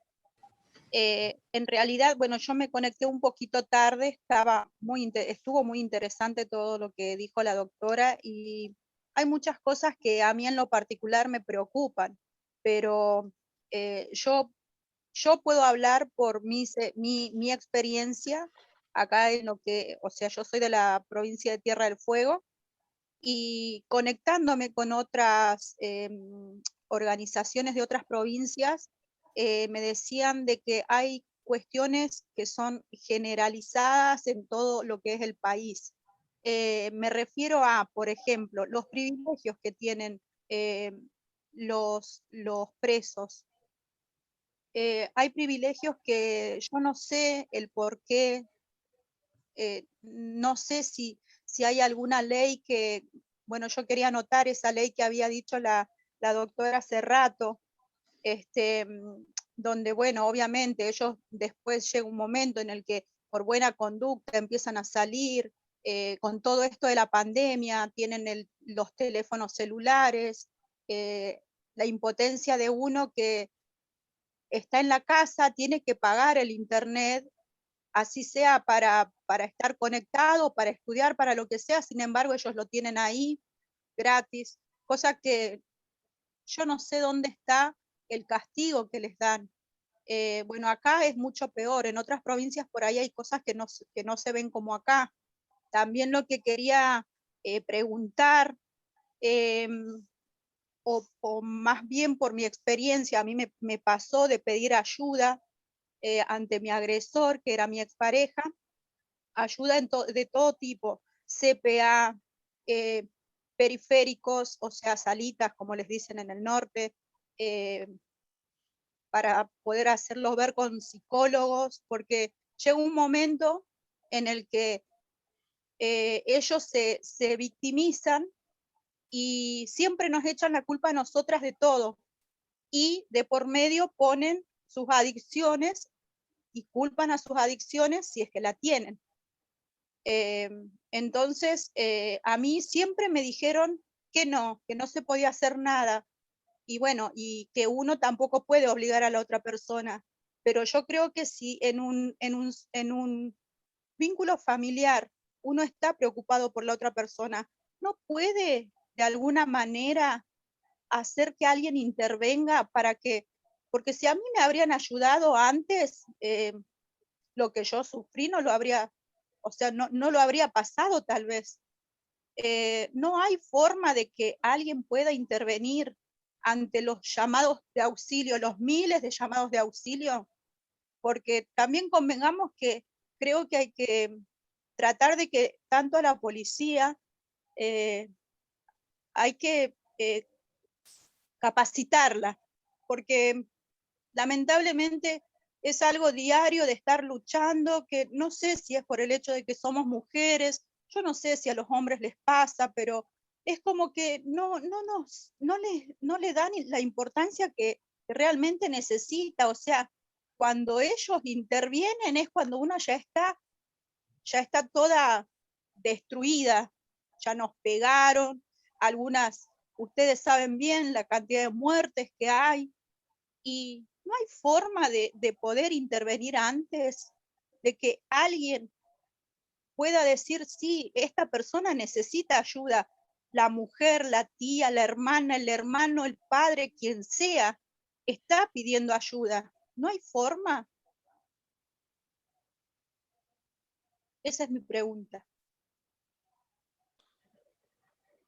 Ilsen, no sé en qué momento de la charla vos te incorporaste, pero hablamos de los organismos, tanto gubernamentales como no gubernamentales, que hoy se están poniendo en funcionamiento. Claramente no son suficientes, muchas veces, como vos decís, llegan tarde. No sé yo cuál es la realidad de tu provincia, pero en la provincia de Buenos Aires están funcionando sistemas de alertas tempranas, que es esto de escuchar, de capacitar a los funcionarios públicos. Actualmente en la provincia hay una red de capacitación que depende del Ministerio de Justicia, donde se busca capacitar a los receptores, a los primeros receptores de las víctimas, tanto desde la comisaría de la mujer cuando fuiste a hacer la denuncia, tanto desde el 911 cuando llamaste por algún inconveniente urgente, al 144, digo, se está intentando capacitar a todos los operadores del sistema, de todos los poderes, ya no del Poder Judicial, para que reaccionen frente a estas alertas tempranas. Y como vos decís, vos tengas la posibilidad de ayudarte a vos misma y de ayudar a quien te violentó o quien te está violentando para poder salir de ese circuito de violencia. Obviamente, claro. Yo más que nada decía, ¿por qué? Porque bueno, a mí me pasó de que cuando yo pedí ayuda era algo, o sea, no eran agresiones verbales, pongámosle, por ahí psicológicas, pero eso nada más, que ojo, no estoy minimizando, pero yo creo que lo grave es cuando ya llega a agarrar un cuchillo y que, por ejemplo, en mi caso, si no fuera por mi perro, a mí me mata. Pero ¿por qué llegar a eso? Yo antes ya había ido a tantos lugares a pedir ayuda. Pedí por favor y les dije, y toda la situación. Entonces yo creo que obviamente no soy la única, porque constantemente lo leo en Facebook, en todas las redes, pero no tenemos que llegar a eso. Yo lo que le dije en un momento a un psicólogo, que fue el que me atendió, porque yo fui a pedirle turno, y me dijo, el turno te lo puedo dar a vos, no se lo voy a dar a él, porque nadie lo puede obligar. Y él y le digo, pero doctor, le digo, ¿cómo hago si yo el día de mañana, si no interviene nadie, y yo le estoy pidiendo ayuda a usted, ¿cómo hago yo si el día de mañana pasa algo más grave? Me van a decir, ay, si ella nunca hizo nada, no se alejó. Muchas veces uno no puede. En ese momento, me acuerdo, nosotros estábamos aislados. Estuvimos bastante tiempo, casi 4 meses. Yo casi me muero con el COVID. Él estuvo re bien. Sin embargo, él violó todas las DNU, salía, hacía lo que quería y yo estaba acá muriéndome. La policía venía, me lo traía a la puerta de mi casa. Y yo la última vez, la 4ª vez que me lo trajeron, les dije, así como él sale, cuida, yo no lo quiero ver más acá, vayan, llévenselo, que haga que cumpla su cuarentena en otro lado, pero no acá, porque yo también estoy mal y tampoco quiero estar aguantándome eso. Y me dijeron, es la orden del juez que se quede acá. Entonces yo le dije, pero ¿y por qué no lo lleva? O sea, cometió varios delitos ya con el solo hecho de que él tenía COVID positivo y salió y estaba borracho. ¿Por qué me lo traen acá? La última vez vinieron como 20 policías, tuve que cerrar la puerta de mi casa con llave y les dije que no les iba a abrir y no lo iba a dejar entrar a él. Hasta que, y si es que un juez ordenaba que él tenía que estar acá, que me traigan una orden escrita, porque así como él tiene sus derechos y lo protegen de muchas cosas, yo tengo los míos y tengo que cuidarme yo también. Esa vez me acuerdo que sí, se enojaron todo, eché llave a la puerta y no les abrí. Obviamente no vino ningún juez, no vino ninguna orden. A los 2 días otra vez lo tenía acá adentro porque me saltó la tapia. Y bueno, y así una serie de cosas más. Yo solamente cuento mi experiencia, pero creo que si bien es cierto, si ustedes dicen se está capacitando, no sé, difundir. Yo sé que a veces puede resultar, no sé, como algo repetitivo, pero creo que nosotras no tenemos que quedarnos más calladas y tenemos que ser escuchadas, porque no solamente tenemos derechos como seres humanos, somos mujeres. O sea, la verdad me da una impotencia terrible y disculpen que yo esté en esta situación hablando así de esta manera. Pero bueno, gracias por escucharme. Yo lo que quería decir es que en relación a lo que vos decís, que la situación es abordada de manera tardía, porque generalmente, por ejemplo, para una internación o para medidas que tengan que ver con obligatorias para, en este caso, un hombre, porque estás hablando así de él, tiene que haber peligro para sí, para terceros. La mujer va a querer que se lo interne para que se cure, entonces va a familia, y lo que tiene que haber un indicador, ¿sí? Y si no, el resto, generalmente fuera del circuito penal es voluntario. Va hacia un tratamiento, después lo abandona, o se interna voluntariamente y después lo abandona. Entonces se hace muy difícil, y el circuito penal es el que pone la mano más dura para decir, bueno, ahora estás obligado, porque si no cumplís con este tratamiento, no te alejás y no haces tal cosa, bueno, ahí sí vas a quedar preso. Hay un montón de condiciones que se pueden llegar a imponer, pero realmente es así. Lo que vos estás contando es verdad. Hay un punto en que la situación es voluntaria. Quiero mejorar, quiero llevar esto adelante, y tal vez en la mayoría de los casos eso no se da. Porque ese cambio es muy difícil que lo quiera generar uno cuando está en esta situación de la que hablas vos. No hablo de vos, sino hablo del agresor, ¿sí? Claro. Sí, también es muy difícil para nosotras poder, bueno, en mi caso no es que haya sido difícil alejarme, simplemente que era algo tan constante. Yo podía echarle llave a la puerta o lo que sea, pero me rompían las puertas y entraba igual. Y yo de acá no me voy, no me voy. Y yo la verdad que por muchas cosas, porque yo tengo un alquiler que pagar, 26.000 pesos por mes, un alquiler acá, no es nada fácil para mí. Entonces, yo no quería problemas con el dueño y todo, y trataba de hacerle entender de la mejor forma. Y ahora, por ejemplo, él está preso, pero me dicen que en un mes ya va a salir, y me parece tan, no sé, como les dije, me siento tan impotente porque, o sea, hay tantas cosas que hizo, me quiso matar, o sea, no fue una cachetada ni nada leve, pongámosle, y eso da tanta impotencia. Yo por mi parte creo que nos hace bien este tipo de comunicaciones porque uno puede interiorizarse, puede saber un poquito más de cómo manejar ciertas situaciones, pero también creo que se necesita un poco más de que a todos se les especialice un poquito más sobre lo que es la violencia de género. Y la verdad que, no sé, es una lucha constante y difícil, creo yo, porque no es fácil tampoco. No todos están capacitados para poder manejar situaciones. ¿Cómo puede ser a mí que la policía de género me haya dicho ese día, vaya y haga la denuncia? Yo estaba destruida, no podía ver porque tenía los 2 ojos hinchados negros, no podía caminar porque me pateó hasta, pero por todos lados. ¿Por qué no me podían llevar ellos a hacer la denuncia? Eran las 3 de la mañana. Bueno, son cosas como esas que a veces dan bronca y da impotencia. Pero bueno, yo quería contar lo mío nada más.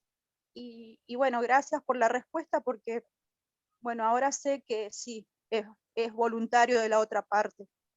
Si no, no hay chances. O sea, tiene que ser voluntario el tratamiento del que yo preguntaba.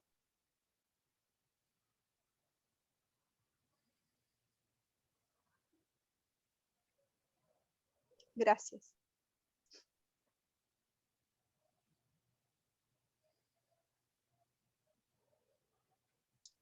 La moderadora, no sé si...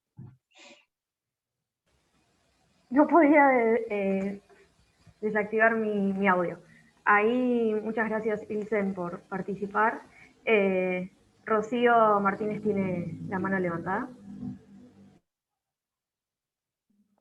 Bueno, hola a todos, gracias Cecilia, Gabriel, Natalia por estar acá. Creo que hay que valorar mucho cuando profesores de nuestra facultad están dispuestos a hacer este tipo de charlas, porque es muy importante también que lo abordemos en la facultad como futuros abogados, la mayoría de los que estamos acá, por las caras que veo. Creo que atravesar el estudio desde la perspectiva de género es importante, y que si no sale de la facultad, que salga de los propios profesores, es muy valorable. Así que les agradezco a los 3 por estar acá. Tuve la posibilidad de cursar con Cecilia, con Natalia, bueno, con Gabriel no, pero sé que tengo muchas referencias muy buenas de él, así que me alegra que estén acá.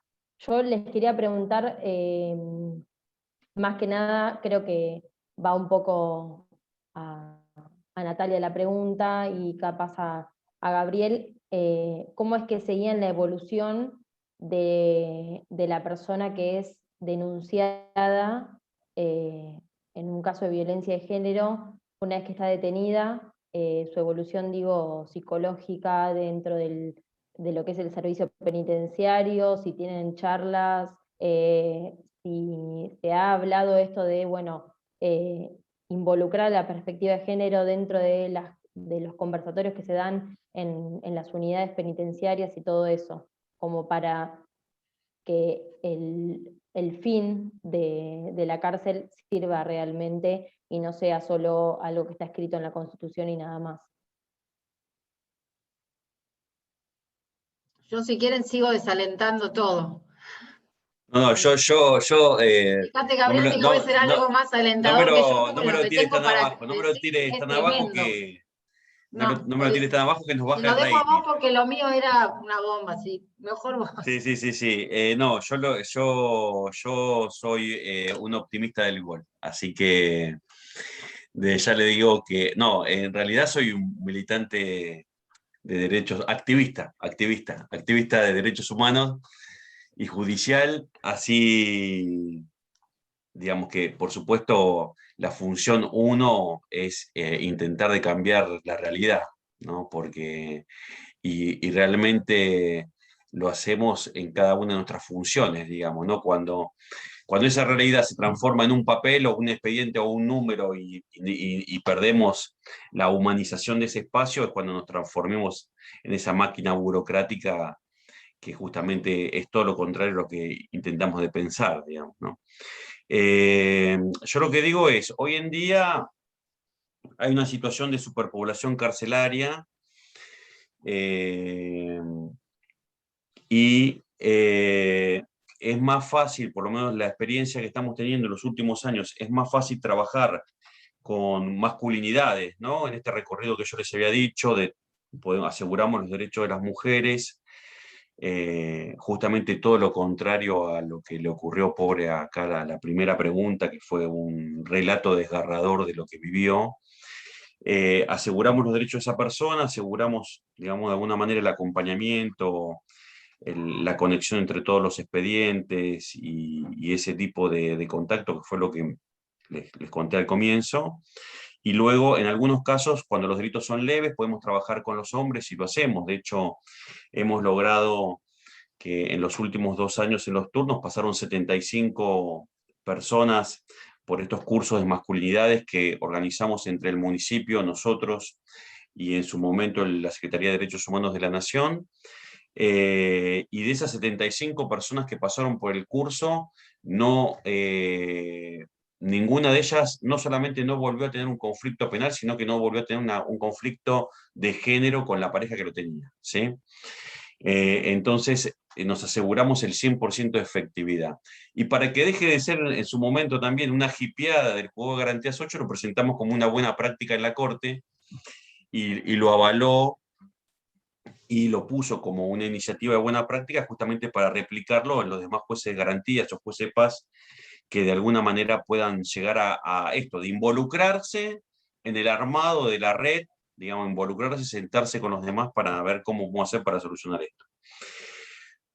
Se hizo un planteo ante la Suprema Corte de alguna manera le exigió al Ministerio de Justicia de que se tienen que trabajar con hombres como una de las condiciones de política pública. El Ministerio de Justicia tiene un programa que se lanzó este año para trabajar con hombres en cárceles por cuestiones de violencia de género. Así que es un programa naciente, o sea que me parece que es fundamental. Y el Patronato de Liberados, que es el que controla la última parte del proceso, también de alguna manera empezó a trabajar con hombres para que el Patronato de Liberados deje de ser eso de que voy a firmar y nada más, y que haya una mirada más integral sobre el tema. Entonces, en definitiva, ¿qué digo? Para contrarrestar la balanza negativa, ¿no? Yo digo, nosotros tenemos que pensar más allá del derecho penal para intentar solucionar estos conflictos. Entonces, el esfuerzo que tenemos que hacer es entre todos, todas, todes, sobrepasar esos obstáculos, de alguna manera decir, bueno, a ver qué programa podemos llevar adelante, qué manera podemos organizarnos, cómo podemos de alguna manera intentar de garantizar los derechos con los actores, con las cartas, como dice la canción, con las cartas que nos da la vida, digamos, ¿no? Con esas herramientas que es lo que podemos hacer.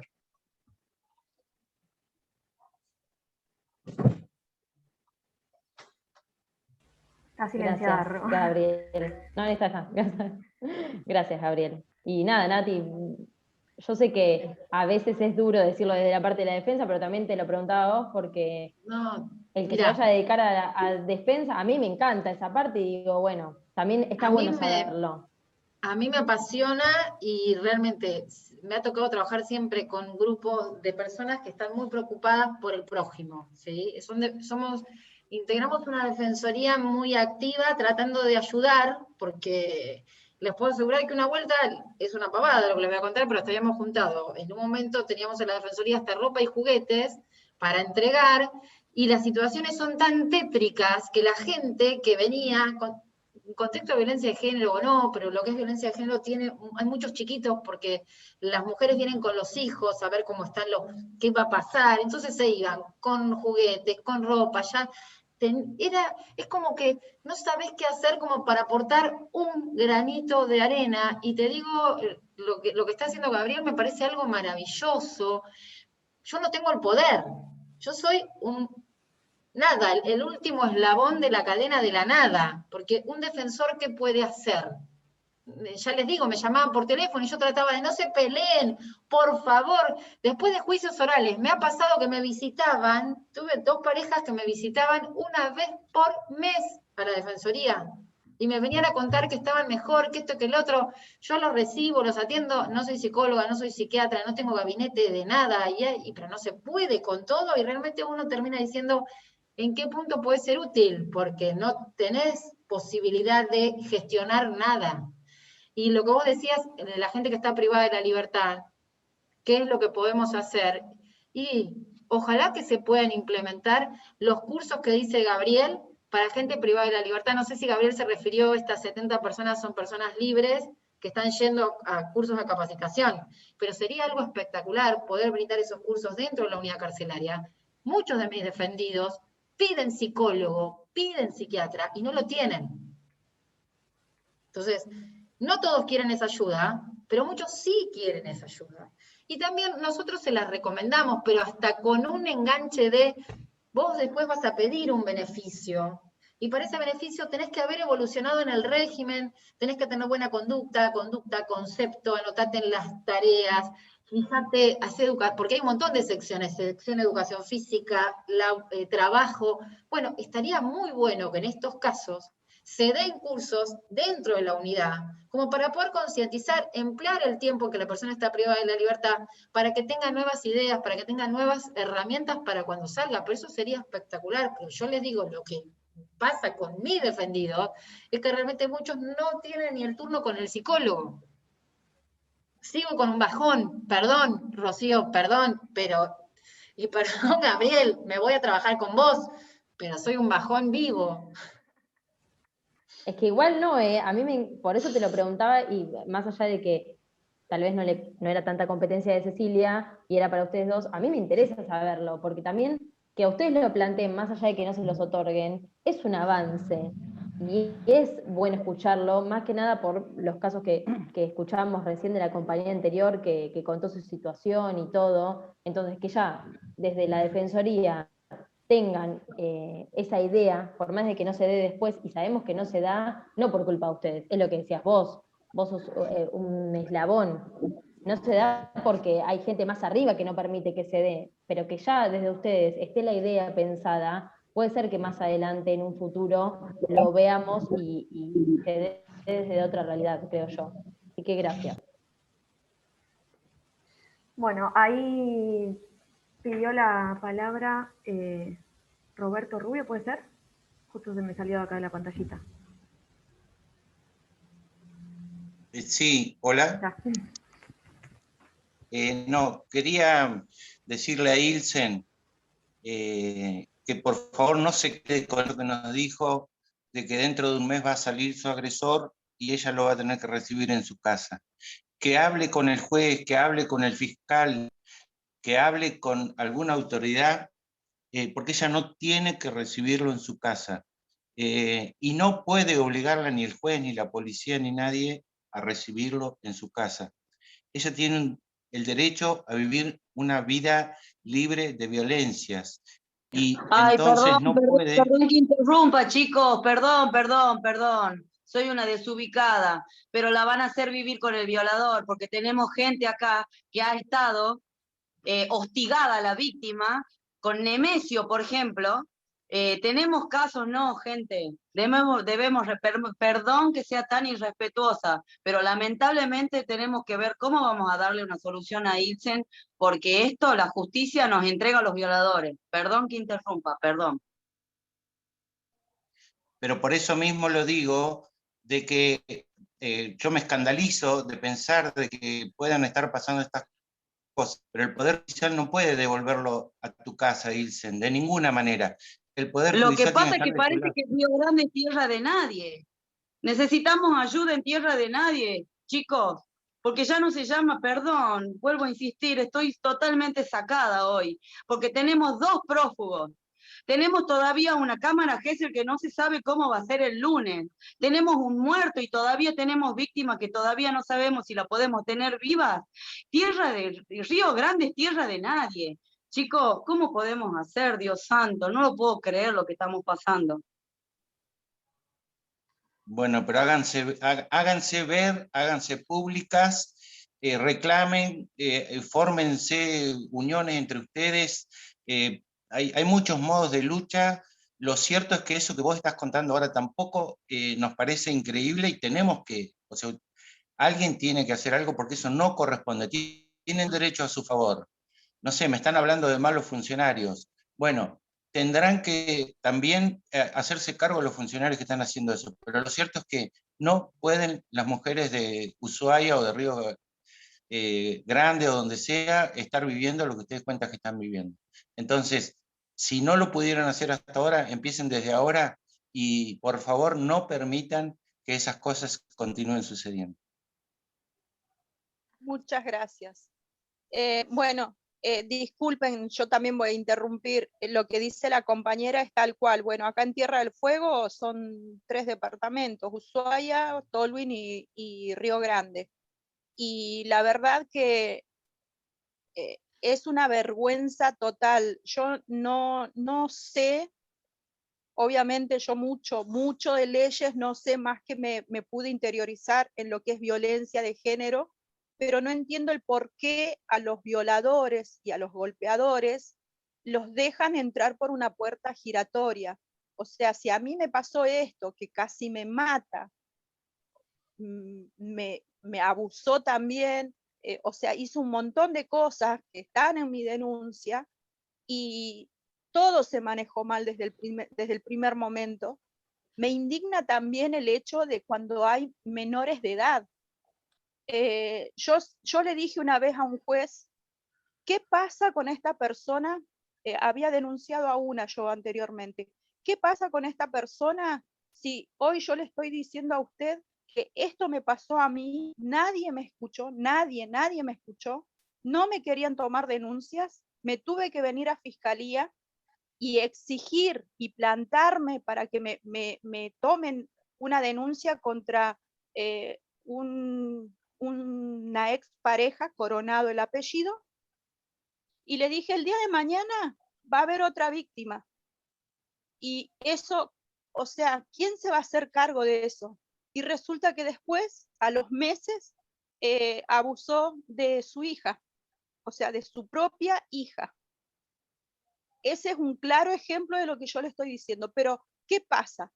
Acá tienen, yo creo que ustedes deberían ver en YouTube un informe que se hizo hace muchos años, cuando se casó un preso que violó a una nena, que bueno, ahora ya es algo, no sé, de algo cotidiano, digámoslo así, que tienen todos los privilegios habidos y por haber. Tampoco entiendo por qué. Acá ya no están en una cárcel, acá están en un spa. Ellos están de vacaciones. El otro día yo le comentaba a una de las chicas del grupo donde estamos, cuando yo fui a pagar la luz que queda ahí en la esquina de la cárcel, ellos venían, los presos, de hacer gimnasia, de jugar un partido amistoso, no sé qué. Y yo estaba parada ahí esperando que me atiendan y mirando. Se olvidaron un preso en la vereda. Pero ustedes piensan que ese preso se fue, si él está bien ahí adentro. Se quedó ahí sentadito, después agarró, pidió un pucho a uno que pasaba, y después se acordó el guardiacárcel, volvió, se lo llevó. O sea, ellos de ahí no quieren salir. No es como en otras cárceles. Acá están en la gloria. Y eso yo creo que debería enterarse el país de cómo están acá. El país entero, porque ¿dónde se ha visto que los presos estén como están acá? Prohibido repetir el menú en la semana cuando yo me paso a polenta días enteros. Y esa polenta la compro yo, ¿entienden? Yo quiero que alguien nos escuche. Yo como como dije un montón de veces, si yo tengo que estudiar, el wifi lo pago yo. Si me tengo que comer polenta toda una semana, esa polenta la compro yo, porque yo estoy sentada en mi máquina de coser las 24 horas del día para ganarme el pan. Y estos HDP están ahí calentitos, calefaccionados, con wifi, con teléfono, con salida, haciendo su gimnasia y no sé qué más, y cagándose de risa, disculpándome la expresión de todos los que pasan por ahí, escuchando música, pidiendo las salidas. No, esas cosas yo creo que yo no las he visto en otro lugar, pero quisiera que alguien pudiera venir a investigar cómo se manejan acá. Solamente eso, como para que ustedes se enteren la indignación. Y cuando hay menores de edad de por medio, peor todavía. A mí me pasó hace 15 años con mis nenas de 2, de 3 y de 4 años, cuando un juez a mí me tomó por loca por yo haber denunciado lo que mi nena de 2 añitos trataba de decirme en ese momento. Me dijo, fue mi papá, y después me dijo, no fue mi papá, fue fulano, pero porque fulano la amenazó a ella y a las hermanas. Entonces, ¿qué me dijo el juez? Que yo estaba loca. ¿Por qué no investigó él? ¿Y saben qué? Me obligó a firmar. Porque, ¿qué hizo el juez? Se puso detrás de un escritorio y me dijo, ¿sabes qué? Yo estoy de este lado, vos estás allá. O firmás para que las nenas se vayan con custodia provisoria, algo así, con tu mamá al norte, a Catamarca, en la otra punta, o se van en adopción. Y yo me preguntaba, ¿adopción por qué? Yo no soy una mala madre, trabajo, hago... ¿Por qué? Nunca lo entendí.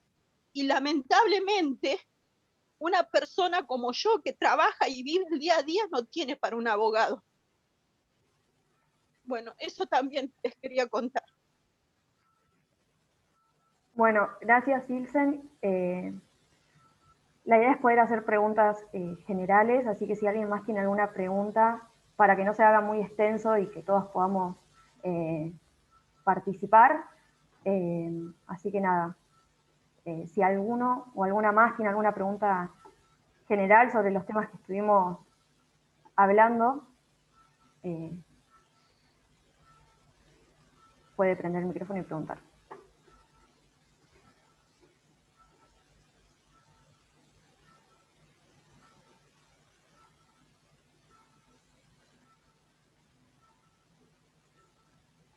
Si no tienen más consultas, ya podemos ir cortando, que ya pasaron 2 horas. Así que no sé si alguna de las chicas... Yo veo que Mónica tiene la mano levantada, pero no sé si levantó y se arrepintió. La tiene acalambrada porque la levantó.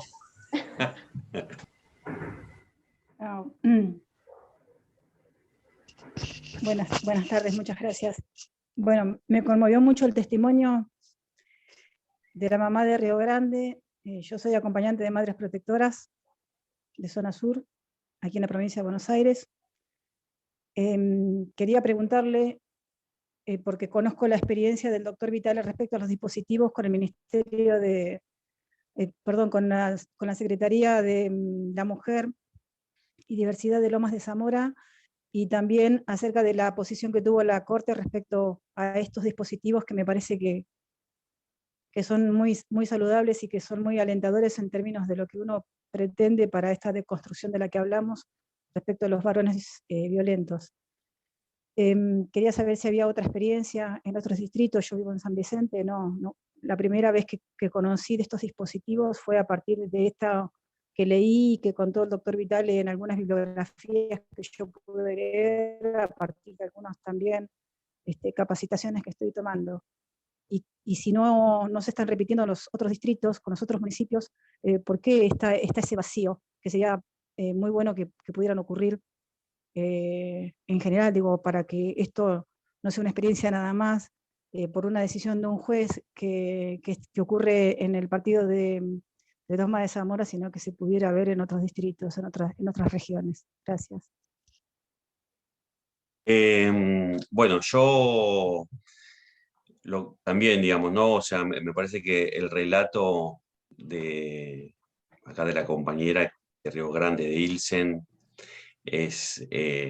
supera cualquier clase de exposición, digamos, ¿no? Nosotros en realidad, digamos, la única recomendación que me atrevo a darte es a través o de Madres Protectoras o de la Red Provincial contra las Violencias, que son organismos y espacios concretos que te los digo, digamos, y que te contactes con ellos para de alguna manera trabajar de la manera más integral posible el caso tuyo, para que haya una respuesta en Río Grande y en Tierra del Fuego. Con eso, digamos, dejo plantada, y no digo ni la política pública, ni la ONG, nada. Te digo Madres Protectoras, te digo Red Provincial contra las Violencias, las tenés a tu disposición en Instagram y en Facebook y en todas las redes sociales. Respuesta 1, digamos. Después, con respecto al trabajo con hombres, me sirve todo lo que dijo Ilsen para de alguna manera decir que el primer escalón que nosotros tenemos que asegurar como operadores judiciales, hasta jugando el juego del proceso penal, es garantizar los derechos de la víctima de violencia. O sea, el primer escalón que lo tenemos que hacer. Yo lo tengo que hacer por reglamento constitucional, porque de alguna manera, más ahora, luego de la operativización procesal de la ley de víctimas, Cecilia lo tiene que hacer porque es el objetivo 1, por ella protege a la sociedad y a la víctima como punto de investigación, y Natalia lo tiene que hacer porque es la mejor estrategia que tiene para intentar de conseguir la mejor posición para su imputado. Entonces, el tema es que nosotros sepamos ver eso, digamos. Entonces yo digo, un cursito de masculinidades no es suficiente, pero sí una prohibición de acercamiento, sí esto que quedó muy a la luz de que a veces las personas no entienden esta cuestión de que no puedes acercarse. Muchas veces nosotros tenemos que pensar que cuando uno dicta una medida de exclusión es una situación muy traumática donde le están diciendo salir de tu casa hasta con lo puesto, y si vuelve a buscar la ropa cuando no está, de alguna manera infringe la medida cautelar y tiene una nueva causa por desobediencia, y a partir de ahí, digamos, tal vez la posibilidad de estar detenido. Entonces, es muy importante que en esos casos podamos analizar las situaciones de la manera más profunda y más integral posible, y pensemos siempre, luego del relato de Ilsen, que el primer derecho que tenemos que asegurar, como lo dijo también el otro expositor, la otra intervención del compañero que habló antes, Rubio que era, dijo el apellido, que tenga la posibilidad de alguna manera de garantizar ese derecho, porque no solamente lo establece la Convención, sino que es el primer punto que nosotros tenemos que garantizar. ¿Está? Y con respecto a la pregunta de Mónica de masculinidades, perdón, me colgué con esto. Por ejemplo, en Loma somos 12 juzgados y hay 2 que los llevamos adelante. Conozco otras experiencias, pero en hospitales. El Hospital Álvarez, en la Ciudad de Buenos Aires, lleva adelante como una de las obligaciones de la suspensión de juicio a prueba, o sea, ya con la condena propiamente dicha. Está el proyecto Barcelona, ¿no? O sea, el proyecto Barcelona de España fue tal vez uno de los primeros en trabajar este tipo de cuestiones, pero en la provincia, bueno, ahora por suerte, entre el trabajo en cárceles y la inclinación que está teniendo el Patronato de Liberados, creo que hemos ganado un gran espacio para garantizar los derechos de las mujeres a través de esos programas.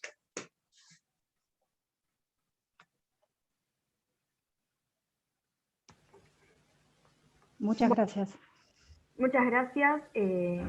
Ya son las 8, así que vamos a ir cerrando. Muchas gracias a Gabriel, a Natalia y a Cecilia por la participación, y a todos y a todas por sumarse. Desde el Frente de Mujeres siempre creemos que hay que encontrarse para debatir y para problematizar la realidad cotidiana que vivimos, y y cada día es más notorio la reforma judicial que es necesaria en nuestro país.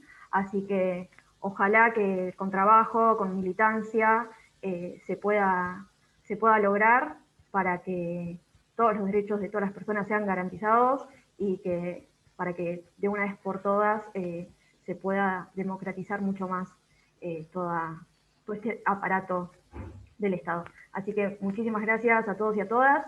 La charla quedó grabada, así que después la van a poder ver. Así que bueno, muchísimas gracias y nos encontraremos en la próxima.